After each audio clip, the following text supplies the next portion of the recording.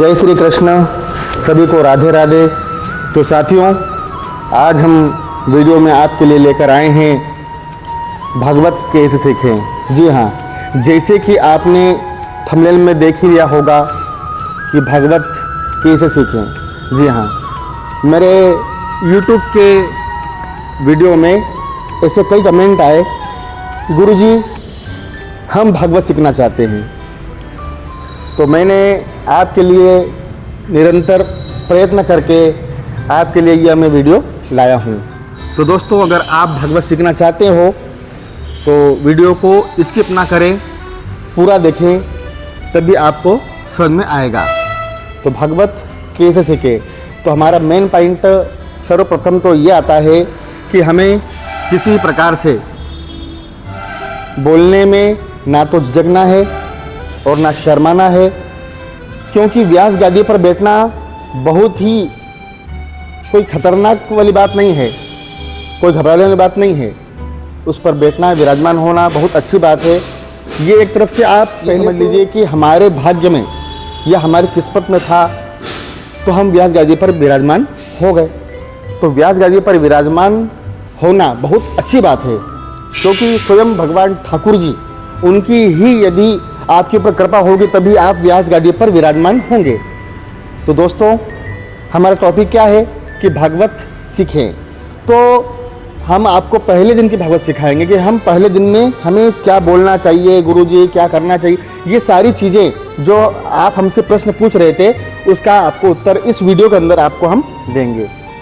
तो मित्रों, बने रहिएगा वीडियो के अंदर, वीडियो को लाइक ज़रूर कीजिएगा और हो सके तो चैनल को सब्सक्राइब भी कर लेना, आपको ये आगे भी काम दे सकता है। ठीक है, तो अब हम वीडियो को स्टार्ट करते हैं। तो पहला जो सबसे पहले हमें क्या करना है ना, तो उस विषय आपको मैं बता रहा हूँ। तो सबसे पहले दोस्तों, पहले जिसे हम पहले मैं आपको बता रहा हूँ कि ये प्रथम दिन की भागवत।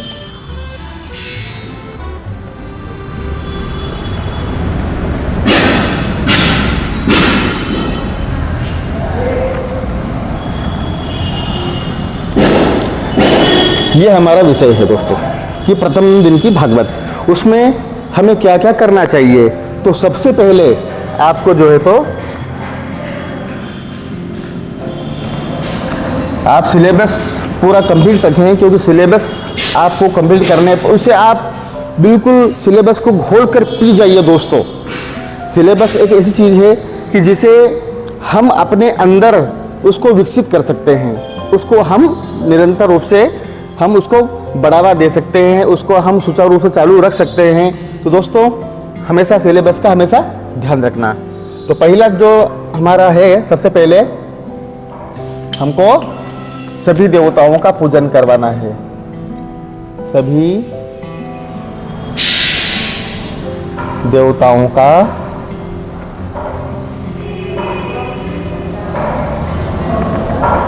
पूजन करवाना। तो दोस्तों, सबसे पहले हमें सभी देवताओं का पूजन पाठ करवाना। ये तो आपको पता होगा कि नवग्रह बनते हैं, षोडश मातृका बनती है, 64 चतुष्टयोगिनी बनती है ना, उसमें रुद्रकलश बनता है। जी हाँ, अगर बहुत से पंडित जिसे चाहे तो भद्रमंडल भी बना सकते हैं, ठीक है, परंतु नवग्रह, रुद्रकलश, 64 योगिनी और 16 मातृका तो अवश्य ही बनाएं। तो और वहाँ पर जो पितरों की फोटो रहती है, गणेश जी, शिव पंचायतन आदि, इन सभी का आप पूजन पाठ करवाएं दोस्तों। तो ठीक है, अब सबसे पहले हमें क्या करवाना है, पूजन करवाना है। तो दोस्तों, यदि आप पेन और डायरी यदि आप लेकर बैठे हो तो आप अवश्य उसमें आप लिख लीजिए।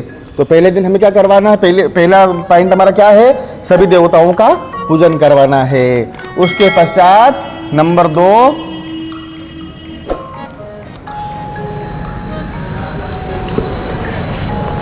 आरती करवाना है। जी हाँ, नंबर 2 में हमारा आता है आरती करवाना है। यदि संगीतमय भागवत आपकी हो रही है तो फिर हमारी टीम के द्वारा हम आरती करवा सकते हैं।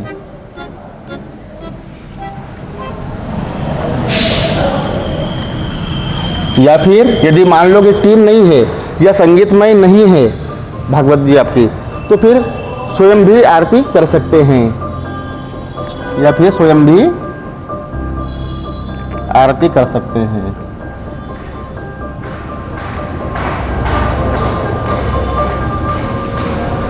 जरूरी नहीं है दोस्तों कि हर जगह संगीत ही आपको उपलब्ध हो, क्योंकि एक्चुअली में क्या है कि जब कोई व्यक्ति भगवत जी करवाना चाहता है या करवा रहा है, तो एक तो उसकी मानसिकता क्या है कि वो ठाकुर जी को मतलब उनका आशीर्वाद पाना चाहता है। वो आपके माध्यम से, आपके भागवत जी के माध्यम से रसामृत पीना चाहता है।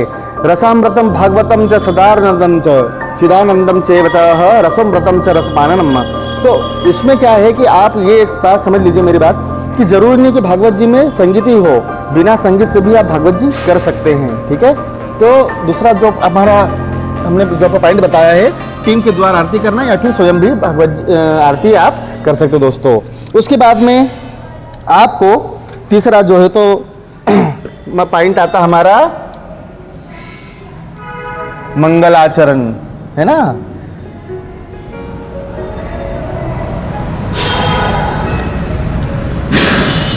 मंगलाचरण दोस्तों, मंगलाचरण में हमें भागवत जी के बारे में उनके मंगलाचरण करना है और बहुत ही आराम से, ना तो ज़्यादा आपको धीरे बोलना है और ना ज़्यादा आपको तेज बोलना है, आराम आराम से बोलना है।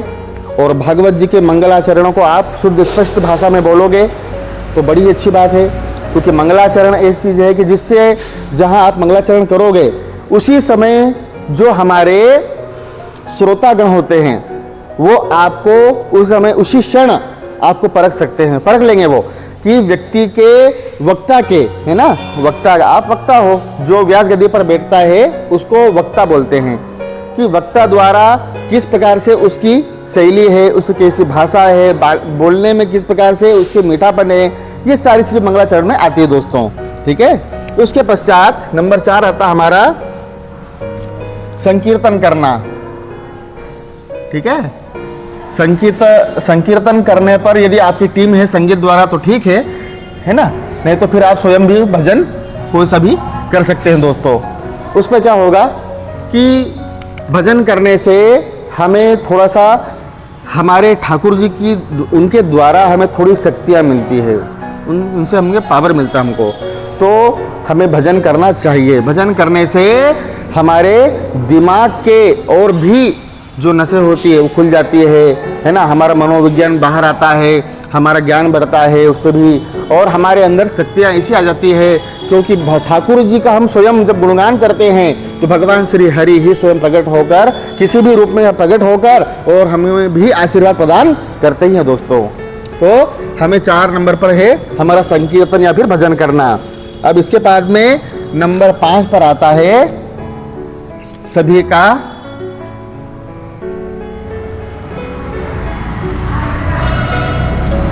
दोस्तों, मैं आपको बता देना चाहता हूं कि यहाँ पर जब हम नंबर 1 पर सभी देवताओं को जो पूजन करवाते हैं, उसके पश्चात नंबर 2 पर आप व्यास गादी पर विराजमान हो जावे, हाथ जोड़कर, है ना, हाथ जोड़कर नमस्कार करके प्रणाम करके, और व्यास गादी पर आप निश्चिंत होकर प्रणाम करके और अपने मन में सरस्वती माता को नमस्कार करके, व्यास जी महाराज को नमस्कार करके, सुखदेव जी महाराज को नमस्कार करके, और इस प्रकार से वहाँ पर विराजमान हो जावे। कहाँ पर?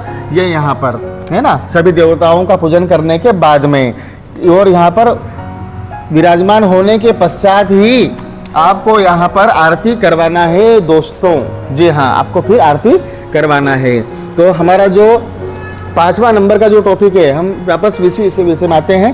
तो यहाँ पर बताया गया है मैंने कि सभी का अभिवादन करना, है ना।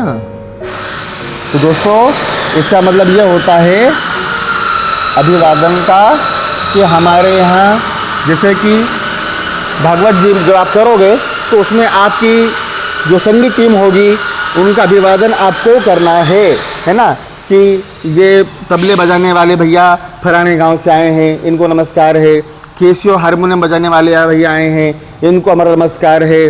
ढोलक बजाने वाला भैया आए हैं, ये कहाँ से आए हैं, इनका नाम, उनकी सरनेम, तो अभिवादन करना चाहिए, है ना, उनको नमस्कार करना चाहिए। उसके बाद में जब दोस्तों हमारे सामने और भी श्रोतागण होते हैं, तो बहुत सारी जैसे नारी शक्ति होती है, तो उनको भी जय श्री कृष्ण नमस्कार करते हुए, उसके पश्चात जो भी वहाँ पर पुरुष भी रहेंगे बहुत सारे, उनको भी नमस्कार करेंगे। और किनके द्वारा, है ना, किनके द्वारा यह आप भागवत जी कर रहे हैं, माध्यम कौन है आखिर, जो भी हो वहाँ पर, गुप्ता जी, शर्मा जी या फिर त्रिवेदी जी, जोशी, जो भी वहाँ पर हो, जिन्होंने भी भागवत जी का आयोजन करवाया है, उनको भी नमस्कार करना है और उनका अभिवादन आपको करना है दोस्तों। ठीक है, ये आप अवश्य ही करने कीजिएगा, आप भूलिएगा मत। उसके बाद में दोस्तों हमारे 6 नंबर पे आता है सबसे मेन पॉइंट, कथा में प्रवेश। जी हाँ, कथा में आपको प्रवेश करना है, आपको कथा में प्रवेश करना है दोस्तों यहाँ पर, है ना। अब कथा जब आप प्रारंभ करोगे तो आपको क्या बोलना है उस समय, ये आप हमारे जो है, तो यदि आप नोट्स लेते हो तो उसमें आपको मिल जाएगा। तो आप स्क्रीन पर जो नीचे जो दे रखा है, ये जो आपको स्क्रीन पर दे रहे हैं हम, इस नंबर पर, इस मोबाइल नंबर पर आप कांटेक्ट मुझे कीजिएगा और आपको हम पीडीएफ के माध्यम से आपको हम इसका नोट्स भेज देंगे। ठीक है, उसका शुल्क रखा गया है दोस्तों। ठीक है, तो जैसे आप कथा में हमें प्रवेश किया है दोस्तों। अब 7 नंबर पे आ रहा है भागवत जी का परिचय।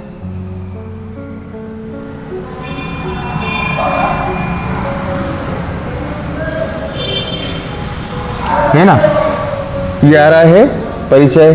तो हमें यहाँ पर परिचय देना है भागवत जी का, कि भागवत जी क्यों सुनते हैं, भागवत जी क्यों करवाते हैं, भागवत जी को सुनने से क्या लाभ होता है और भागवत जी सुनने से हमें क्या प्राप्त होगा। तो आप अच्छे ढंग से, मैंने आपको पहले बताया, ना तो आपको ज़्यादा स्पीड से बोलना है और ना आपको ज़्यादा धीरे बोलना है दोस्तों। आपको अच्छे से मीठे स्वर में आपको समझाना है कि भागवत जी का परिचय, भागवत जी का परिचय में आपको इसी प्रकार से नोट्स में मैंने आपको बता दिया है, उसे आप स्वयं खरीदीजिए या फिर आपके पास में पुस्तक हो तो आप उसमें आप देख लीजिए कि भागवत जी का परिचय किस प्रकार से आपको बोलना है, क्योंकि ये अलग अलग जो वक्ता होते हैं मित्रों, अलग अलग वो बोलते हैं। अब आगे हमारा टॉपिक आता है दोस्तों 8वां, नारद जी का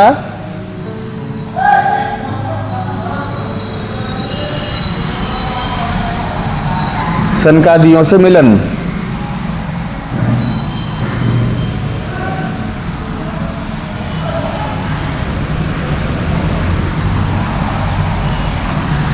नारद जी सनकादिक आदि के पास में जाते हैं और उन्हीं के पास में उनसे जब मिलन करते हैं दोस्तों, तो उसी प्रकार से उनका जो कथा होती है, उनका जो मिलन होता है उस समय, वो कथा हमें इसमें आपको दर्शाना है, आपको बताना है। ठीक है, समझ में आ गई बात आपको? अगर नहीं समझ में आए तो मुझे आप कमेंट में ज़रूर लिखिएगा, उसे मैं आपको अलग से बता दूंगा। तो दोस्तों उसके बाद में आता है 9 नंबर पर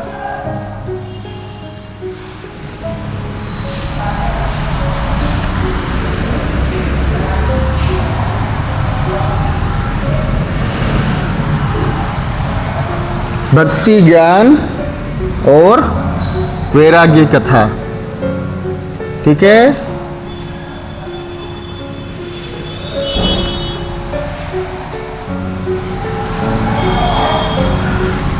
तो दोस्तों भक्ति ज्ञान और वैराग्य कथा आपको करना है। जी हाँ, अब इसमें आप अच्छे से समझाइएगा कि नारद जी जैसे कि वहाँ से जब वृंदावन आते हैं तो उनको वहाँ पर एक बूढ़ी औरत वहाँ पर बैठी हुई मिलती है जिसके पास 2 बच्चे रहते हैं गोदी में। आपको भक्ति और ज्ञान वैराग्य कथा आपको करना है दोस्तों, उसमें आपको समझाना है अच्छे से। आप पुस्तक में भी दे सकते हैं, आप पीडीएफ के अंदर भी आप देख सकते हैं। आपको ये कथा आपको बोलना बहुत ज़रूरी है ना। उसके पश्चात हमारा जो 10वां नंबर का जो आता है टॉपिक, वह है भक्ति का कष्ट निवारण करवाना, है ना दोस्तों। भक्ति का कष्ट कैसे निवारण होता है, ये आपको समझाना है।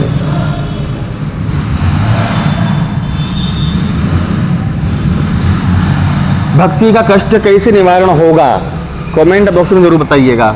ठीक है, उसके पश्चात 11 नंबर पे आता हमारा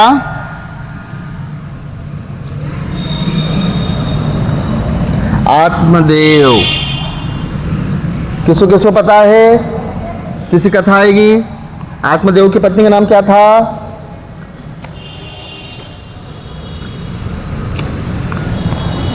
एवं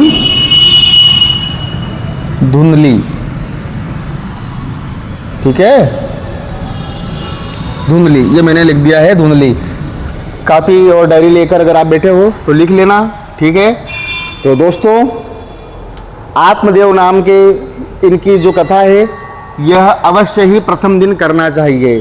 ठीक है, और इसे आपको अच्छे से आपको बोलना है, समय को भी देखते जाना है, क्योंकि समय उस दिन हमें कम मिलता है दोस्तों। उस दिन क्या होता है कि पूजन पाठ आदि करने पर, अभिवादन करने पर और भी जो चीज़ें होती है उसमें हमें समय नहीं मिल पाता है। इसलिए आप आपके समय अनुसार देख लेवे, है ना। आत्मदेव और धुंधली की कथा, इसको आपको अच्छे से बोलना है। जैसे कि किसी तुंगभद्रा नाम की नदी के तट पर आत्मदेव शर्मा नाम के पंडित जी या पुजारी जी या फिर महाराज जी हम कह सकते हैं, है ना, वहाँ ब्राह्मण वो या फिर ऐसा ब्राह्मण भी हम कह सकते हैं। तो आत्मदेव नाम के वहाँ पर ब्राह्मण रहते थे, जिनकी पत्नी का नाम धुंधली था। जी हाँ, और यह दोनों वहाँ पर निवास करते थे महाराज। ठीक है, ऐसा आपको जमा कर बोलना है। तो अब इसमें कैसे बोलना है कि एक समय की बात है, प्राचीन काल समय की, आत्मदेव शर्मा नाम के और धुंधली नाम की उनकी पत्नी दोनों तुंगभद्रा नाम की नदी के तट पर रहते थे। जी हाँ, और उनके पास बहुत सारा धन धान्य और अन्न संपत्तिवान थे, वो धनवान थे और बड़े जितेंद्रिय थे, सत्यवादी थे। आत्मदेव नाम के ब्राह्मण, उनके पास सब कुछ था, परंतु उनकी कोई संतान नहीं थी। तो क्या होता है कि धुंधली जो कि बिल्कुल भी नहीं चाहती है कि वो संतान पैदा करे, जन्म दे, क्योंकि वह कैसी थी,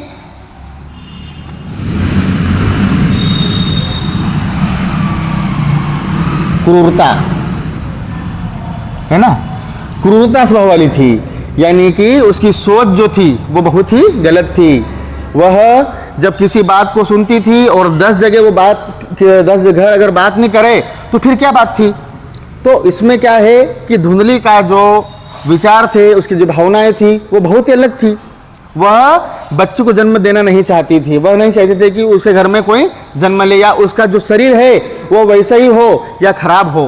क्योंकि होता क्या है कि एक्चुअली में कई जगह ऐसा हो जाता है कि प्रसूति के समय माता को मृत्यु को प्राप्त हो जाती है। तो वो डर रही थी कि मेरे शरीर में झुर्रियाँ पड़ जाएगी, मेरा शरीर बिगड़ जाएगा, है ना, या मेरा चेहरा सूख जाएगा। इस प्रकार से जो है तो वह सोचती, उसकी सोच थी वो। उसके यहाँ पर कोई संतान इसलिए होती भी नहीं थी। उनके यहाँ पर एक गाय बंधी हुई थी दोस्तों उनके आंगन में, परंतु गाय को भी काफ़ी समय से वहाँ पर कोई बछड़ा उसको नहीं होता था। उसके यहाँ पर फल का एक अच्छा सा वृक्ष था, उसके ऊपर वृक्ष तो था परंतु उसके अंदर कोई फल नहीं आते थे। तो मित्रों ऐसा आपको उनको समझाना है ना, उनको बताना है कि जब वह इसी प्रकार से काफ़ी समय तक उन्होंने प्रयत्न किया, काफ़ी पूजन पाठ किया, काफ़ी उन्होंने जो तो शास्त्र पढ़े, तब भी उनके यहाँ पर जब पुत्र नहीं हुआ तो वह आत्महत्या करने के लिए जंगल में चले गए। और जंगल में जब जाने लगे तो वहाँ पर उनको संत मिले और वह संत कहते हैं कि अरे कहाँ जा रहे हो भाई। तो उन्होंने कहा कि भाई मैं तो आत्महत्या करने के लिए जा रहा हूँ। तब उन संत ने कहा कि आत्महत्या तो करना ही है, चलो 2 मिनट हम बैठ ही लेते हैं, गपशप लड़ा लेते हैं हम।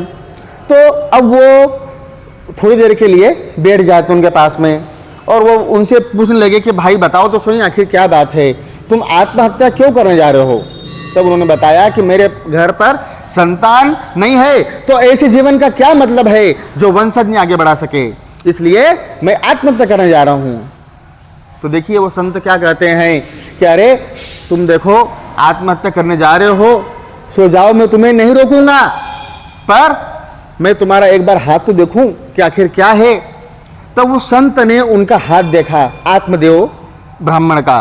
और उन्होंने क्या देखा कि उन्होंने बताया कि अरे इसमें तो 7 जन्मों तक पुत्र की कैसे कहीं तक रेखा ही नहीं है आपके हाथ में, आपकी किस्मत में 7 जन्म तक पुत्र ही नहीं है। अब भाई आत्मदेव तो और भी बड़े हो और ज़्यादा वो तो जो है तो गुस्सा भी हो गए, दुखी भी हो गए, और वो तो जो है तो ज़्यादा उनको कष्ट हो रहा था। अब वो बोल रहे हैं आत्मदेव अब मुझे जाना तो है ही आत्महत्या करने के लिए, लेकिन अब मैं किसी का न किसी का एक मर्डर करके जाऊंगा। तो संत बोले अरे भाई मैं तो जो है सही है, मैं तुझे वो बता रहा हूँ।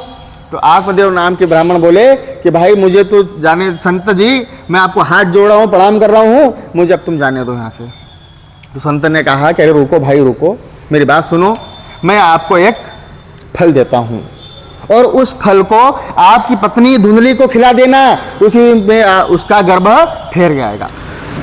तब संत जी ने उन्होंने एक फल देकर ब्राह्मण से कहा इस फल को अपनी पत्नी को खिला देना, पुत्र होगा, किंतु उससे सुख मिलेगा या नहीं यह देव के वश में है। सन्यासी महात्मा ने कहा कि इस फल को अपनी पत्नी को खिला देना और याद रहे कि 1 वर्ष तक उसे आचार विचार पवित्रता के नियमों का पालन भी करना होगा। आत्मदेव का फल लेकर वह घर आ गए, फल अपनी पत्नी को दिया। धुंधली ने फल खाने के बजाय कई प्रकार के वह बहाने बनाने लगी।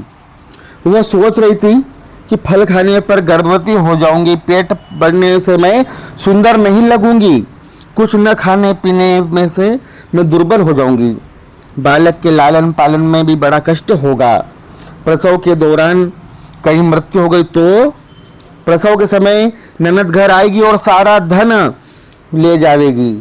ये सब आदि अपने ऐसे मन में वह कुतर्क और क्रूरता लाया करती है, ऐसी सोच वह उसकी थी, बनी हुई थी। ऐसे अनेक कुतर्क उठने से उसने वह फल नहीं खाया, पति से झूठ कह दिया कि उसने फल खा लिया। मनुष्य पुण्य करना नहीं चाहता, फिर भी पुण्य के फल की प्राप्ति की इच्छा रखता है।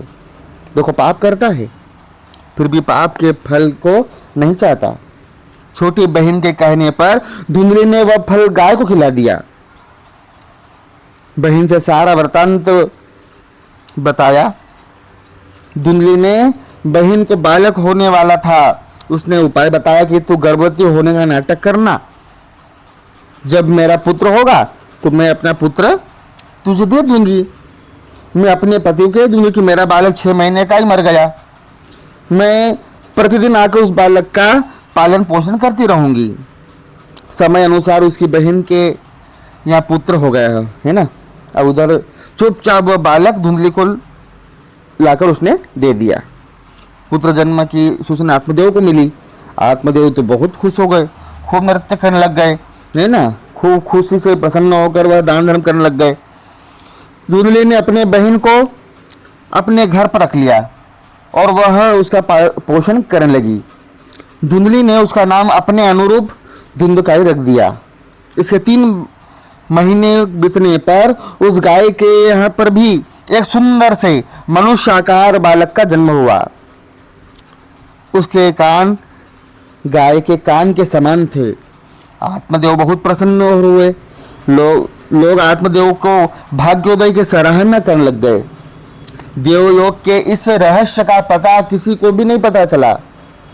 अब आत्मदेव ने उस बालक के गौ के समान कान देखकर उसका नाम गौकर्ण रख दिया, है ना दोस्तों, गौकर्ण नाम रखा उसका। कुछ कालोपरांत जब दोनों युवा हुए तो गौकर्ण बड़ा ही पंडित, ज्ञानी और बिल्कुल विद्वान बना, लेकिन धुंधकारी उसका विपरीत गया, बहुत ही दुष्ट निकला।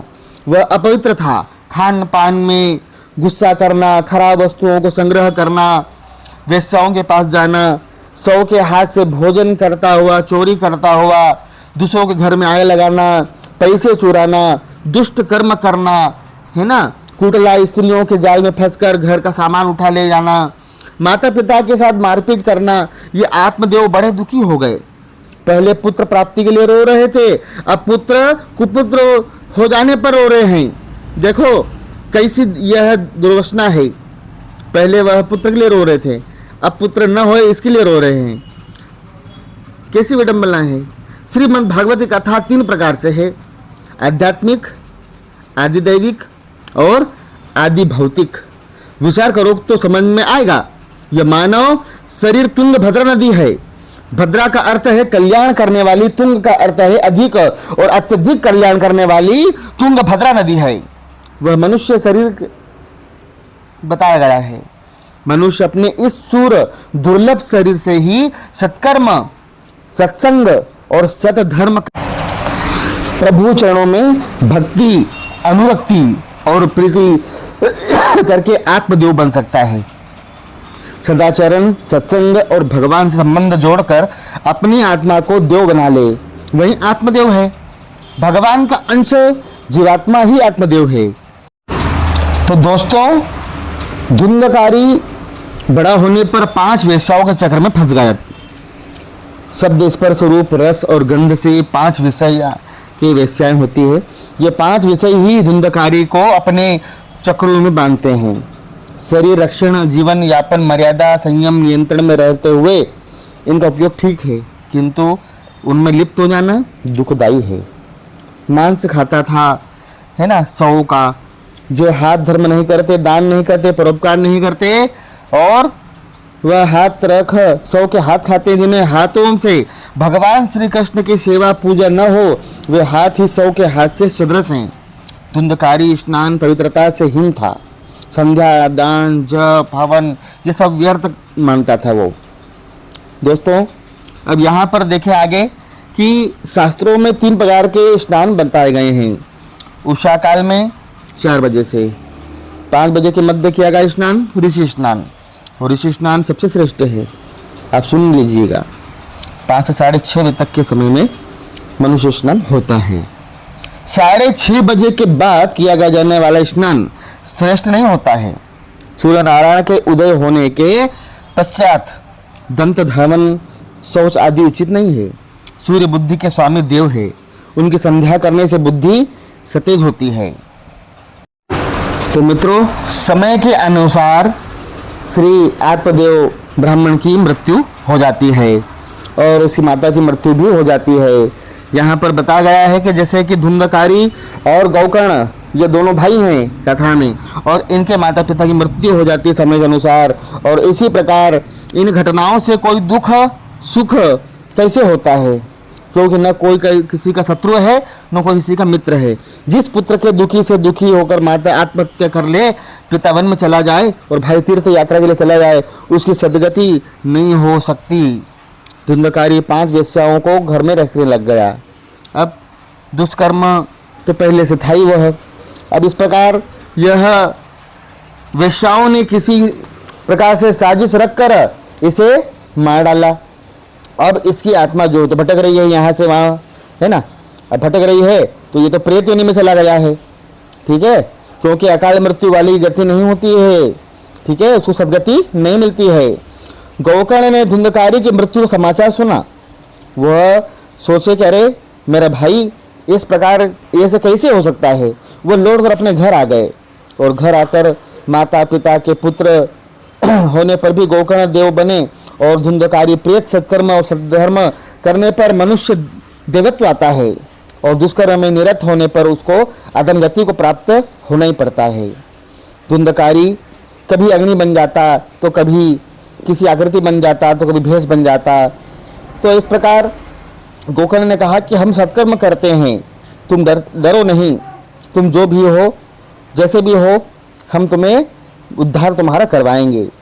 गोकर्ण ने पूछा कि इसी प्रकार अब उन्होंने 7 दिवसीय भागवत जो रसामृत जो आप स्वयं सुन रहे हैं, यह उन्होंने सूर्य भगवान की उपासना करके और उनकी आराधना करके, उनको हाथ जोड़ नमस्कार करके, प्रणाम करके, और उन्होंने यह श्रीमद् भागवत का रसपान 7 दिवसीय उसके भाई को, जो कि धुंधकारी है और बहुत ही परोपकारी था, उसको यह सुनाई, जिससे श्रवण करने से उसके भाई को, उस धुंधकारी भाई को मोक्ष प्राप्त होता है।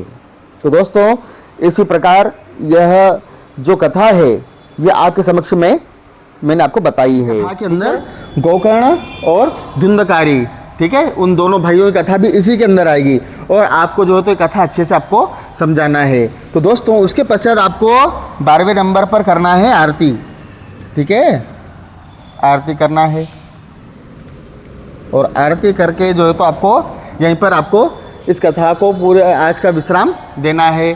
तो दोस्तों इसी प्रकार अगर आप कमेंट करोगे, मुझे सपोर्ट करोगे, तो मैं आपको अगले दिन की कथा में क्या बोलें क्या न बोलें इस प्रकार के मैं आपके लिए वीडियो लाता रहूँगा। चलिए अब आप मुझे भी आज्ञा दीजिए। जय श्री कृष्ण, राधे राधे।